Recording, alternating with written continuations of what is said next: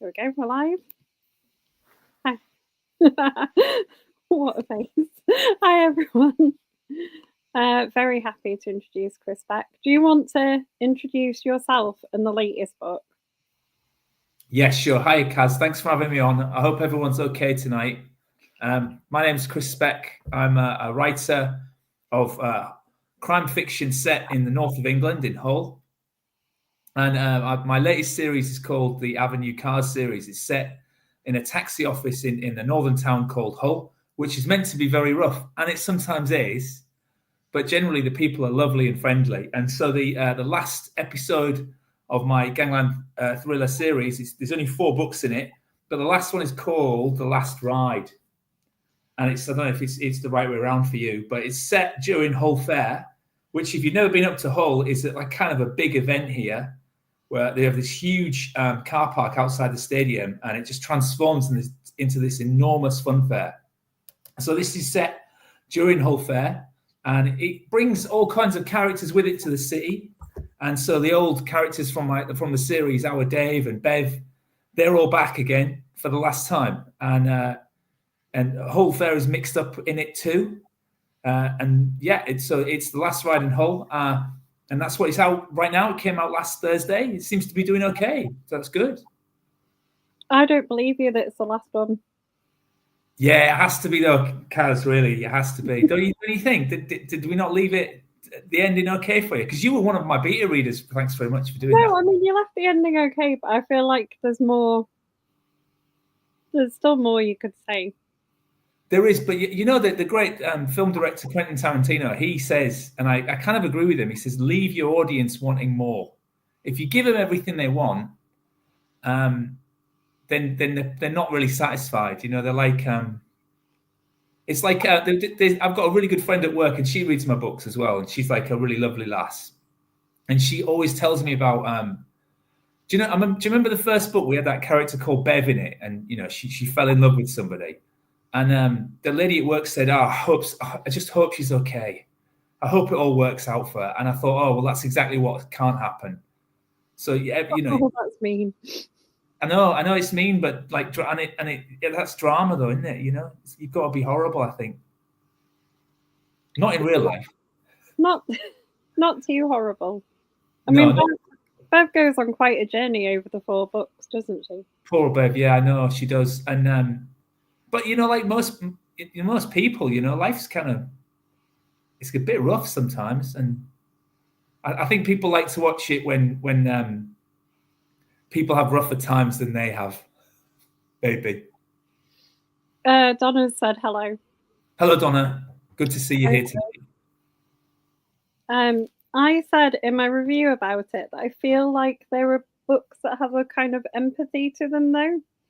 I think one of the things I've noticed whenever you're writing, but especially in these ones, there's a lot of empathy for how people end up in the situations that they do.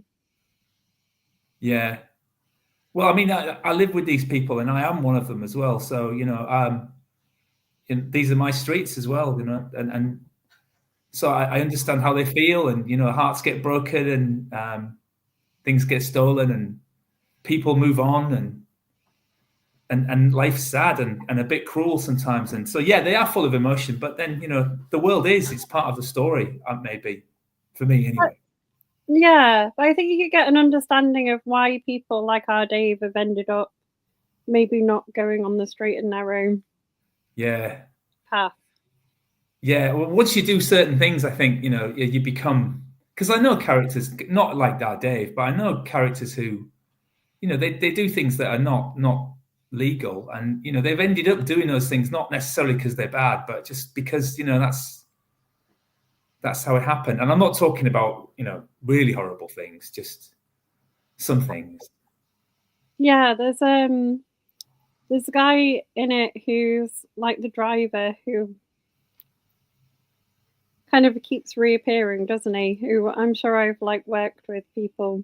Oh yeah, Gaz, yeah. They've been drawn into stuff and then actually just want to be nice. Yeah, of course. Yeah, he's a good people. Yeah. Well, he just then the situation gets put in, especially because he worked doors in a nightclub. So he's been sucked into all sorts of nasty situations, and he has to defend himself and the people he loves as well, and he'll happily do that if he has to. So he's forced to do unpleasant things against his better judgment sometimes. So I've never been to Hull Fair. Which stadium is it by? The KC one or the Hull KR one? No, it's by the big one. It's by KC Stadium on Walton Street, where the Sunday market is every Sunday. And it transforms. And so all these rides come from all over the UK, some of Europe as well. And they set up big wheels and dodging rides. And for a whole week, it's just flooded with people. And if you read the book, you'll find out a lot more about it. And as I was researching, I didn't quite realize just how old and full of tradition Hull Fair is. Because the families have been coming there with their rides for generations. You can have your palm read in the little gypsy caravan, and your tarot cards read as well.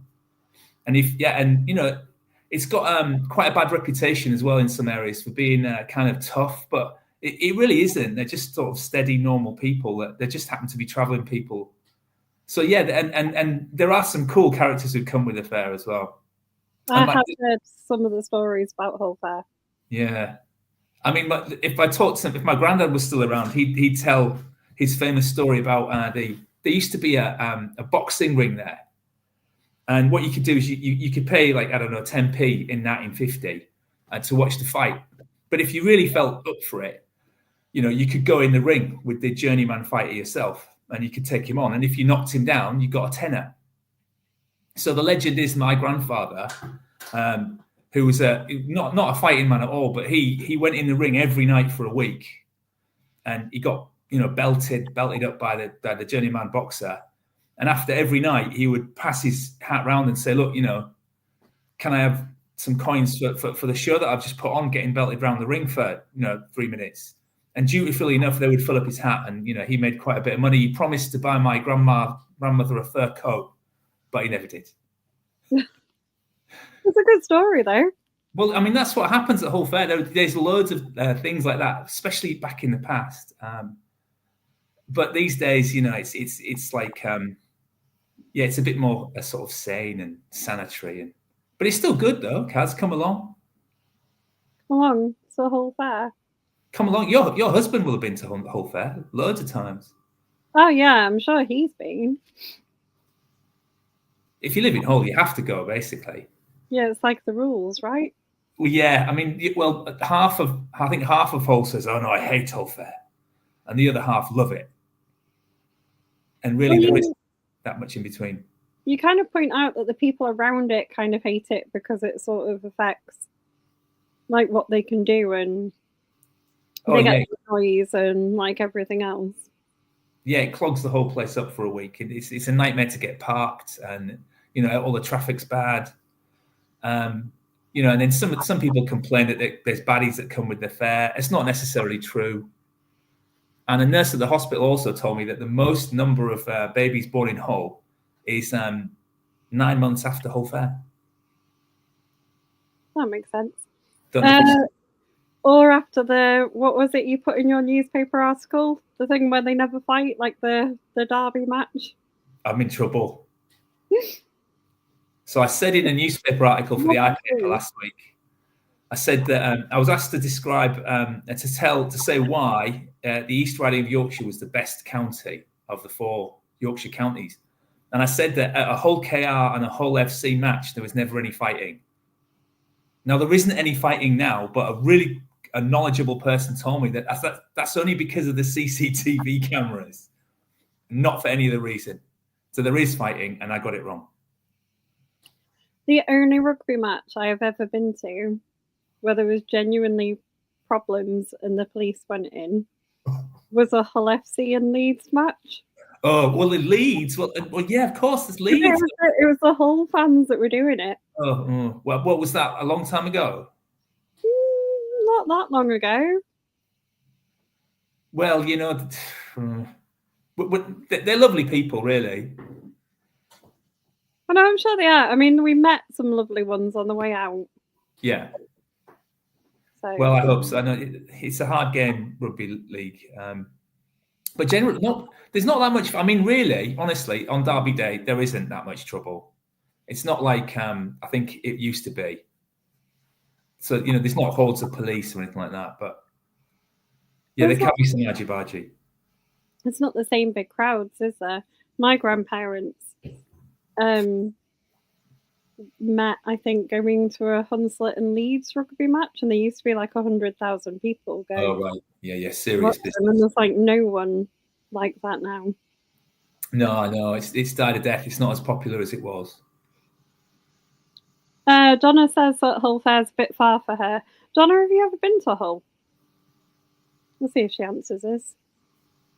She might never have been. Well, you wouldn't come unless you've got a reason to come. I don't know. Is it not a tourist destination now? Yeah, it can be, and it is a really beautiful city. But I would say come to live it. Don't come to visit it. I mean, it's like Hollywood movies made. That's very true, actually, in the old town. Yeah, that's very true, yeah. So my husband says he keeps seeing it, like the people running down the old. Yeah, that's right. They do. They go to the old town. It's untouched, and it's quite quiet down there, so you're not going to get tourists or loads of cars. She says she doesn't think she's been. Oh, okay. Well, she'd know if she had, I think. Yeah, you would know if you had. A sense of joy. Next time you come off. You get a sense of joy, do you? Well, yeah. There's that sense of.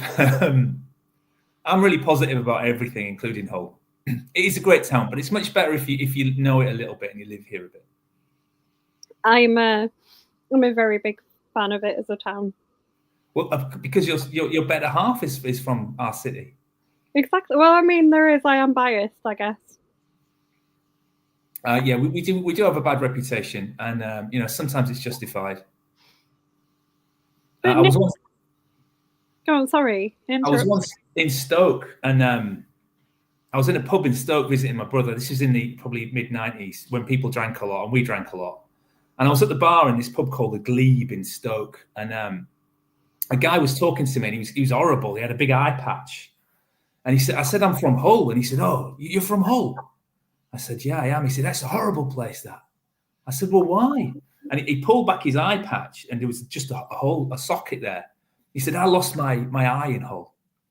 Someone belted him in a pub, and I don't know, he'd lost his eye. Anyway, I felt really bad for him, and for my city as well. Apparently, he'd been belted in the Silver Cod on Amlerby Road, which has got a bad reputation. And so. I mean, Annie lived in Stoke in the I lived in Stoke in the mid-90s. Was it quite rough? Because it was off. It seemed okay when I was there. Yeah, it was all right. Depends which bit of it you lived in. It's not the nicest of towns, though, on its own, is it? It's like. Yeah, I don't know it at all. I don't know Stoke at all. It seems like, I mean, everyone calls you Duck in Stoke, don't they? Yeah. Which is nice. It's getting a bit famous now because of the pottery throwdown. Oh, yeah, it is, yes. I've had a few conversations with the kids at school who've been like, oh, there's like this famous factory, and I'm like, it's not that famous. Oh, good old Stoke. It's got his famous son, Robbie Williams, of course, hasn't it? It has. And a statue to the captain of the Titanic, even though he was from Coventry. Oh, really? Okay. Because Coventry didn't want him. Oh, no. And the inventor of the Spitfire came from there. From Coventry? Wow. No, from Stoke. Oh, from Stoke even, yes. Yeah. I hope that fella's okay who got his eye knocked out in Hull. He's watching this. He's going to come on and comment and say. Yeah, well, I mean, I thought he was going to belt me. Do you, I mean, you'd feed into the sort of tales of the fair in this book, don't you? Because, like, some of the people going to the fair are bad uns.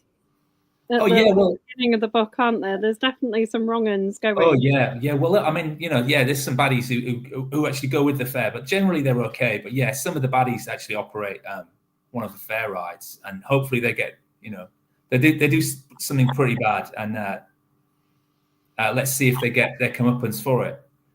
But, Yeah, everyone goes to the fair in Hull, and there's always a story there. And you go around the faces, and everyone's got their own story. So I tried to put those people in as well.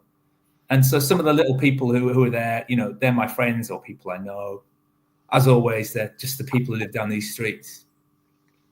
I liked your bit where there's like an airfield or something where they're flying people in. Oh yeah. Slightly illegally. You got little nods to like aircraft, don't they? Find like an old Cessna aircraft and things. Yeah, that's right. Well, the book opens with our protagonist. Her name's Jerusalem. She's from Ethiopia, and she's flying in from Amsterdam, and she's flying in illegal immigrants, and she's flying into the very small airport, which is north of Pocklington. It's kind of a windswept, empty valley, and it's just that's where she comes. And if you've ever driven to York from Hull, you'll have seen that airfield, and it's usually full of.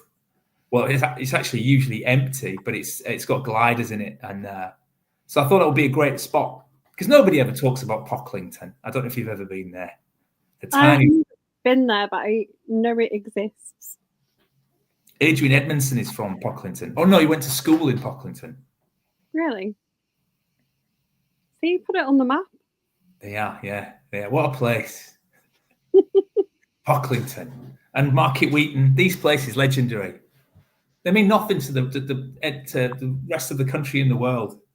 So I don't know why I'm bothered, really. What do people outside of Hull then who are reading it? Because it is like so authentically, all of your books are so authentically rooted in the city and like the surrounding areas and the people. What do people outside of Hull who don't have those connections think of them? Well, they seem to be okay, but it's very much like me reading a fantasy novel where the lead. There's all these cities that I've never heard of. It's just the same as them doing that. They've never heard of these little places or of Hull. But they go with the spirit of it, and they seem to enjoy the characters and things. But they don't have the sort of the intimate knowledge of some of the things that we say and do here. But I try not to be too linked to Hull, although I am. Because obviously I want to write a novel that's accessible to anyone. I think they are accessible. I just think they're kind of really deeply rooted in they've got a real sense of place, if you know what I mean. They couldn't happen elsewhere. Well, hopefully. Well, I just use it as another character, really. The surrounding areas, and I just, I use a lot of Google Maps, Kaz, and if I can't go on a push bike around somewhere, I'll look on Google Maps or I'll drive there. But go on. There must be lots of like abandoned airfields around, it mustn't there? Because you're putting onto like Lincolnshire as well, and there's loads of like RAF. There's a lot in Lincolnshire, and there's a few in East Hull as well. Not that I know many of them. There's one near Beverley, and there's one. There's a few little ones dotted about. I researched them all for the book. Because there is a plane in someone's garage in the book, which is kind of like plays an important role in the story. But I wanted to hide it in someone's garage, and I did, because the garages in some of the houses in Hull are very big. So I managed to hide a plane in that without its wings. Yeah, that would work, I think. Was it hard wrapping up the story at the end? Because there are so many different characters in there, isn't there? You kind of had to give them all a bit of an ending. Yeah, not really, because giving them a nice ending's fine. That's or a sort of hopefully a satisfying ending. It is easy enough. It's the conflict that makes is more difficult. But resolving it seemed to be fine for me, and wrapping it all up together, because it's been it's been quite a few years I've been writing these books. So, I mean, the world of Avenue Cars is not dead. There will definitely be more books set in West Hull with some of the same characters in it, but they won't be on the same vein. Yeah, I was going to ask you about that, because you said they're quite well received out of like some of your stories. So I was going to ask you if there was more. And I don't because you call them gangland books, and they kind of are, because they're about criminals, but they don't feel very. No, they're not really about a gang. No, they're not. They're not, but I mean, Gangland just sort of covers the fact that, you know, you're going to open the pages of the book and you already know there's going to be some bad things that happen. And it kind of covers us on that front. So, you know, people are not going to look at the book and think they're going to get something really tame and beautiful. If they read that word, they know that it's going to be a pretty, in some parts, gritty. So that's one of the reasons we put it on the front cover. But yeah, they're not gangs like mafia gangs. They're kind of gangs of friends, if you like. Yeah. I mean, there's like organized crime in them, but it doesn't, like, I kind of think if someone says to me it's a gangland book, I'm going to get something, you know, like the Cray twins kind of level of Yeah. Well, it's a whole version of that, really. They do, things like that do happen, you know, the people do get beaten up, but generally only those people who deserve it sometimes. I mean, there are some good moments. There's a bit where you go to some hotel somewhere and you're like, but no one ever goes here. Like, they only go here to drive through or something. Oh, I don't remember that. What, a hotel? Oh, there's a bit. They go out to find someone and I think they're in a hotel. But you're like, basically, the bit that they go to is like a part of like Hull or between Hull and Beverley or somewhere. And it's like, yeah, they go to a place called Ticton. Yeah, people only go there to drive through it. Well, yeah, the only description. I mean, because I come from a tiny little village called Cherry Burton, just outside Beverley. And if you ever drive through there these days, you'll think, "Ooh, this is so lovely." But back in the day, you know, in the 80s, it wasn't that beautiful. It was okay, it was nice, but this sort of just the boredom of being there, because you didn't have any internet, and if you were very lucky, you had a Commodore 64 video game computer. But all you could do, there was nothing to do, and the TV was rubbish, so all you had was books. The only thing you wanted to do was get out. And yeah, I know it's kind of a privileged place to grow up in a lot of ways, but yeah, it was dull. And so Ticton is kind of the same place, you know. You can leave your bike in a bush for a month, no one's going to steal it, you know.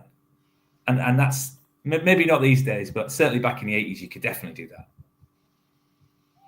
You wrote that in your newspaper article. Yeah, I did. Well, it's because I actually did it once. I remember, I think I left my push bike in a bush for so long that the bush had started growing around it. And when I went back to collect it, or I was walking down the street or down the lane where it was, and I went back to collect it. It had grown into the bush. I couldn't get it out. So that's kind of true. And I did leave a push bike behind a pub once for a long time, about 4 or 5 months. Was that still there when you went back? Yeah. Oh, yeah. I think the landlord actually told me, he said, you left your bike behind the pub. I went, oh, thanks for that. I removed it. But yeah, it's kind of a windswept and like empty place, but that's nice. That kind of handy for a crime novel as well. Well, it is, yeah. As much as it can be. I mean, computers and like technology throw up all sorts of, problems for crime writers, because everything you do is documented now. So that's a trouble. I don't know how these proper crime writers go about having their criminals do anything bad when they can be on CCTV every minute of the day. What are you writing next then? Now you finished there. So I'm going back to. Do you remember this one I wrote called The Great Frost? Yeah, I love that one. So that was set in 1709 in Cherry Burton, where I'm from. So I've finished that series, but I'm kind of connecting. I'm writing a story set in Beverley in 1794 called The Witch at the End of the Lane, and it's going to be a connector to from the Great Frost books to my my nautical books setting. So it'll be a link to my whaling book, which will come out next year, which is going to be really hard, writing about whaling. Was there a lot of? Yeah, I mean, there was some whaling from Hull because there's huge whaling. Yeah, first part of the 19th century, there was loads and loads of whaling in Hull, and we made a lot of money from it here. So I'm going to write about that. I read a description somewhere recently of it. There's like a bay in the Faroe Islands where they still have a whale hunt. All right. like once a year or something, and they lure whales into the bay and then go out and like harpoon them in it. Yeah, And it was it's really, awful. really good. I mean, I don't know. I mean, I'm only just starting to research it, Kaz, so I don't know. I know it's a gruesome task. I mean, fishing's gruesome anyway, right? But you know, But whaling was really dangerous, wasn't it? Especially like. Well, yeah, and none of the sailors can swim either. Is that true? Yeah, well, it's the same for all fishermen. Pretty much up until modern times, they couldn't swim. You wouldn't learn to swim because there's no point really. So if you fall in the North Sea and you're in the North water, you're gonna dead anyway. Unless somebody fishes you out, you're gone. So yeah, really brutal times. Whale fishing. I mean, have you seen or read the book? It's a really great book called The North Water. It's about whaling. It was made into a TV show starring the Irish guy, Colin Farrell. And it was dramatised on BBC Two. It was a real gruesome and visceral novel and show. Really excellent though. And it's set out of Hull. It's a whaling story about a boat leaving Hull going to the North Pole. Great book. It sounds good. It is really good. I will add it to my list of things to look at.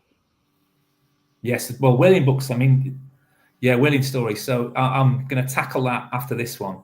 I'm also going to write The Queen of the Queens as well. There's a great pub in Hull called the Queens, which is set just around the corner from where our Dave lives. And I've got some great characters to set in the Queen's pub on Halloween or at Halloween, and we'll see what happens. But yeah, so that's kind of the next sort of Gangland Our Dave story. He won't be in it, maybe. I don't think he'll be in it anyway. But so there'll be some new characters, and obviously Bev will probably make an appearance, and maybe Gaz as well.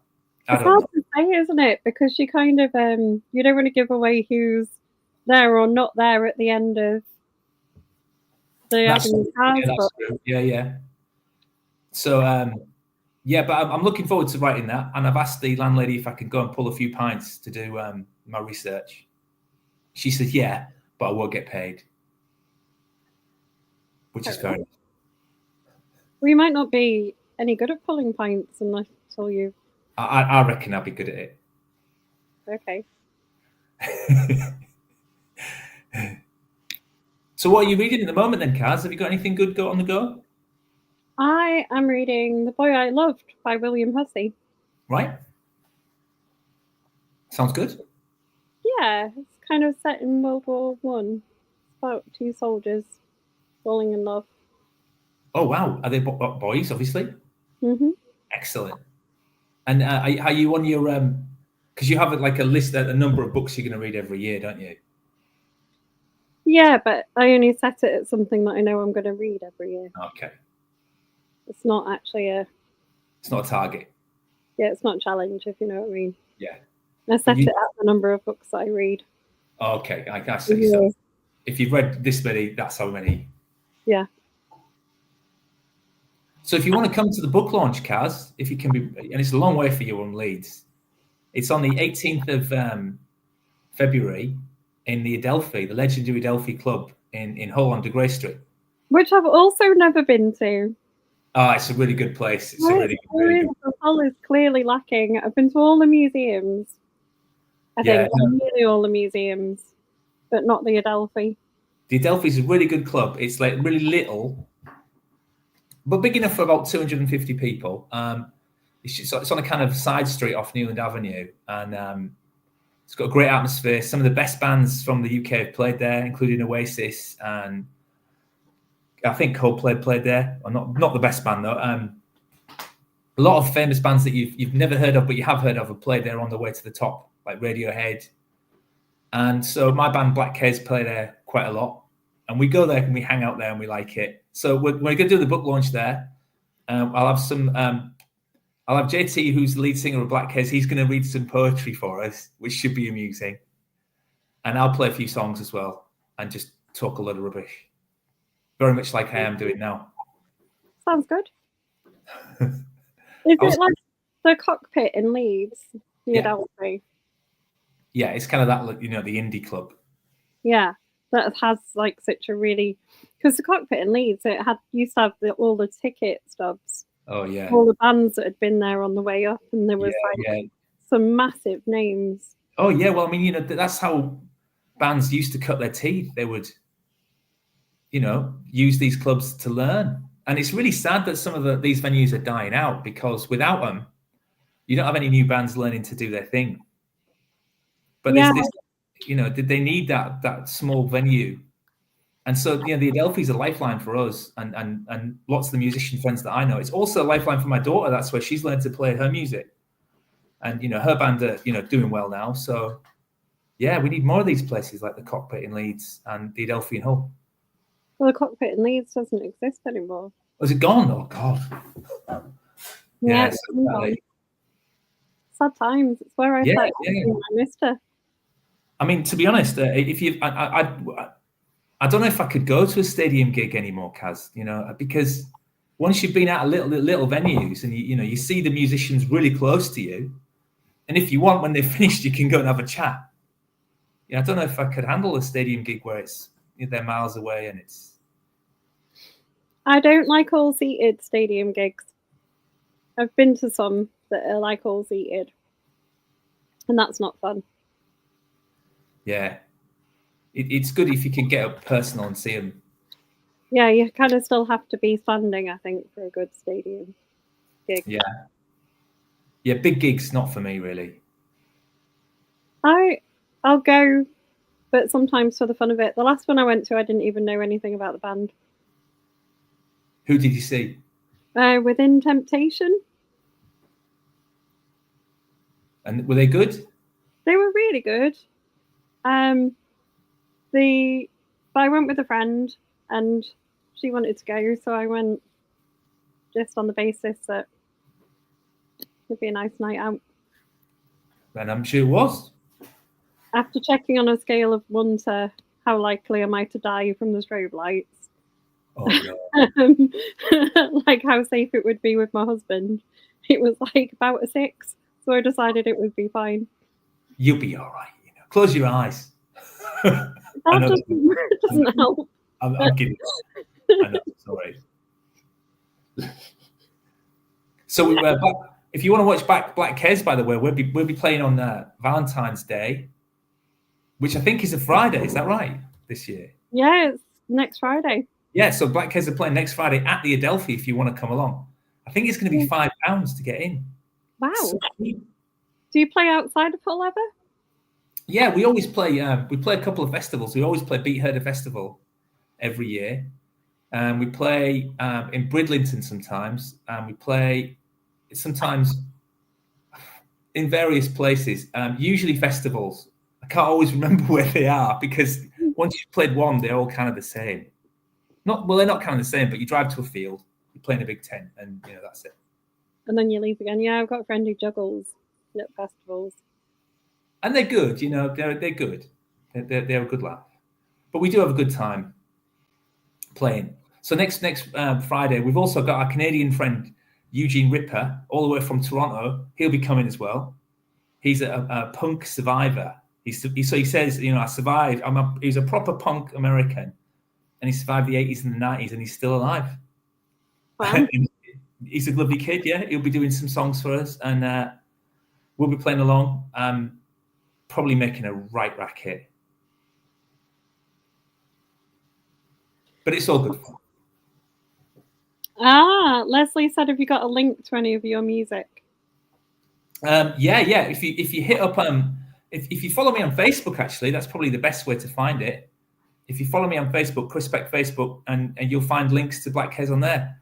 It's really rowdy though, it's really rowdy, and it's not the kind of music you'd put on if you were thinking, right, I'm on a train to Edinburgh for 3 hours. I'm going to listen to something, soothing. Black Keys not going to work. But if you're in a rowdy pub and you've had maybe 2 pints, then yeah, definitely. Or you just want to be in a rowdy mood.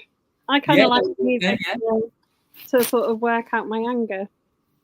Yeah, that might work then. It's much better to see us live rather than our recorded stuff. It's a much better live experience because we never quite know what our lead singer JT is going to do. He'll do something, but we don't really know what it's going to be. So what are you reading at the moment?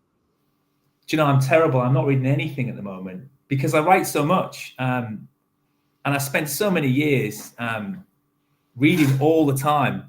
You know, when I was in Papua New Guinea, Kaz, and I was, because I lived in Papua New Guinea for a couple of years, and we didn't have any TV or anything like that, or any radio.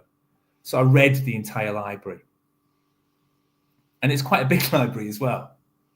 So, I spent many years just reading. So these days, I'm not reading anything. I mean, apart from dipping into the classics every so often. So I do often have a look at what's it called? Mark Twain's Huckleberry Finn, which is the best book ever written. Okay. For me, anyway. So so I look at things like that every so often. But yeah, I'm terrible, really. I should keep up with stuff. So I've asked you this before, probably, but I'm going to ask you again, and then we'll wrap up. Yeah. Because you need to get off. Are you not tempted to write something based in Papua New Guinea? Because people don't know much about there. And it'd probably be interesting. Yeah, I have. I did write. I've written something about Papua New Guinea before, and I'm sure I will write about it again. But it's really off the wall. Life out there is so different to it is in the UK, or it was in the late 90s when I was there. It was like living back in the Stone Age in lots of ways. So yeah, it was a different place, and I will definitely write about it. I did write. I mean, one of my practice novels, Kaz, was based there because I wrote before I started to get to be reasonable at writing. I did write lots and lots of practice novels, as lots of novelists do, but they probably will never tell you. I would change reasonable to good. Oh, thank you. Well, you can't blow your own trumpet if you're from East Yorkshire. You've got to. Well, that's why I was helping. Thank you very much, Cass. You're a sweet lass. And then remind people before you disappear on us. So band. My new book is out. It's called The Last Ride. It's the last one in my Avenue Cards series. It's set during Hull Fair. It's got nasty things happening, good things happening, a bit of romance, and the good people might win if we're lucky. And it's part of which I'd probably encourage you to read also. If you want to get into the series, it's Avenue Cars is the first book. It's about a taxi office in Champlands Avenue, Hull, run by an old character called Our Dave, who's a good lad and a friend to all. And he gets wrapped up in all sorts of nasty business. Your Humber Bridge picture on the front is great. Yeah, it's taken by a friend of mine called Sid Picks. He's a great photographer. So thanks, Sid, for letting me use your pic. Great. And then Hull Fair, if we just remind people before they go, is like quite a big thing up here. Like if you're kind of a northern childhood, you've probably heard of it. You will have done. If you live in around this East Riding, you will have definitely heard of Hull Fair. Every October it comes. And yeah, it fills up the Walton Street Stadium, and the lights and the noise and the excitement. And then Donna says you've tempted her. I think that means she's going to go away to Amazon and do some buying. Have a look, yeah, or jump on the Kindle Unlimited. Then you can read it for if you're on Kindle Unlimited, then it's nothing to you. I recommend all of Chris's books. Thank you very much, Kaz. And thanks so much for joining us again. It's been a pleasure. Thanks for having me on. It's been good to see you.